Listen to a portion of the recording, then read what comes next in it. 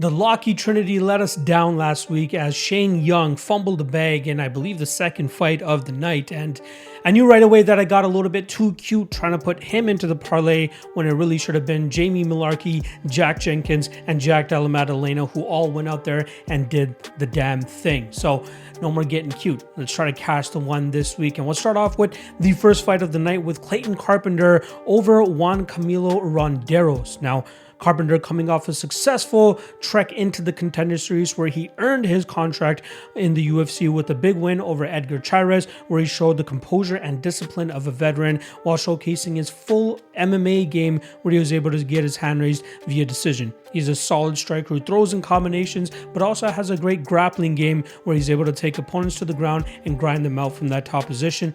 Not to mention, he has a great gas tank as well to fuel that full all-around MMA game.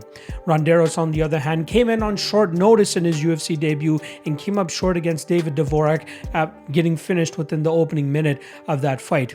After that, he tested positive for recreational drugs, which have kept him out of competition for the last year to year and a half, but he's hoping to make a triumphant return this weekend over Carpenter. Unfortunately, I think Carpenter has him covered pretty much everywhere, whereas Ronderos, when he is successful, he's able to get his grappling game going and he's able to control his opponents for the majority of their fights. But it's going up against lower level of competition, and the biggest win of his career was against former UFC fighter Eric Shelton. However, I thought he deserved to lose that fight, and you see in fights that he ends up losing or is close to losing, usually he's the one getting out grappled. And I expect the physicality, size, and overall experience of Clayton Carpenter to come into play here to grind out Ronderos en route to a decision victory. So there is leg one of the Locky Trinity in Clayton Carpenter. Second up, we're going to go with Myra Bueno Silva. Now, she's a little bit chalky in this spot against Lena Landsberg, and I've usually been pretty hesitant about taking the Bueno Silva side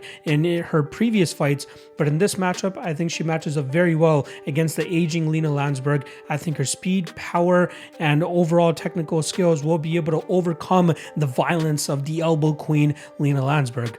I think that it's going to end up allowing for Bueno Silva to pull off a club and sub victory here, finishing Lena Landsberg probably within 10 minutes of this fight taking place. My only concerns and reservations about the Bueno Silva side is sometimes she lacks in terms of output. However, I think Landsberg is going to be completely in that pocket range where Silva can let go with her strikes, and I think one of those big shots is going to clip Landsberg, put her down, allowing Bueno Silva to follow up with a submission to take on home that victory. So there is leg two, Myra Bueno Silva.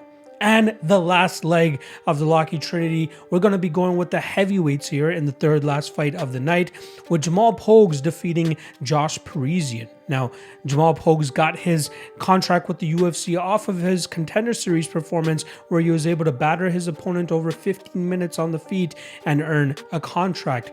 He also had another opportunity with the Contender Series a couple years ago, but he took 7 takedowns and a bunch of control time against his opponent. He got the win, but Dana was not impressed with his abilities and just didn't give him the contract. Thankfully, they gave him the second shot where he was able to outstrike his opponent, put the hurting on his opponent, and eventually earn the contract. But I loved everything that we saw from Pogues in that Contender Series fight, as well as his regional tape where he showcased that he can go out there and grapple his opponents for 15 minutes if he needs to, or strike with his opponents for 15 minutes if he needs to, and I showcased decent enough cardio over 15 minutes to get his hand raised by any means necessary.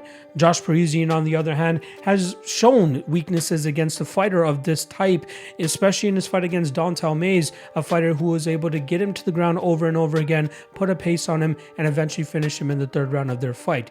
That's exactly what I'm expecting from Pogues here, putting together a good striking performance, staying away from the big striking power of Parisian and that flashier style that Parisian likes to strike with, and then counter with his own striking, good footwork, and the eventual takedown where he can do some good damage from on top. He'll either finish him in the third round or win this fight by decision, but either way, I expect it to look pretty dominant.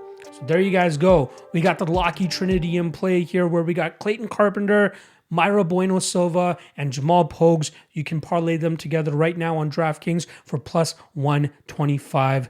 Good luck on the parlay this weekend, boys, and I'll see you guys tomorrow for the 3 best prop bets.